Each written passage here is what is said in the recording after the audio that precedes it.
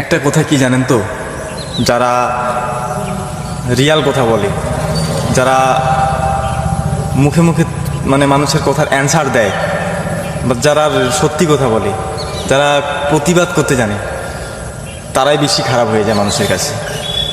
আর যারা মিথ্যাবাদী, প্রতারক বা কোনো কায়দা করে কৌশল অবলম্বন করে যারা মিথ্যা কথাকে এমনভাবে কথা বলে যে এটাই সত্যি, তারাই ভালো হয়ে যায়। আর যারা সত্যি কথা বলে, যারা রিয়াল কথা বলে, তারা খারাপ হয়ে যায় পৃথিবীতে এমনই জানেন, পৃথিবীটা হচ্ছে স্বার্থের পৃথিবী। এখানে যে যত যাকে বাস দিতে পারে, যারা বাস দিতে পারে তারাই ভালো থাকে, তারা সুখে থাকে আর আনন্দে থাকে। আর যারা মাথা নত করে চলে, তাদের কথা কি বলবো। প্রতিবাদ করাটাও সমস্যা, আবার প্রতিবাদ না করলেও সমস্যা। এখন কোনটা করব কিছু বুঝতে পারি না। কিন্তু হ্যাঁ, অবশেষে এটাই বলবো যে এভাবে আর কতদিন ভালো থাকবে তারা।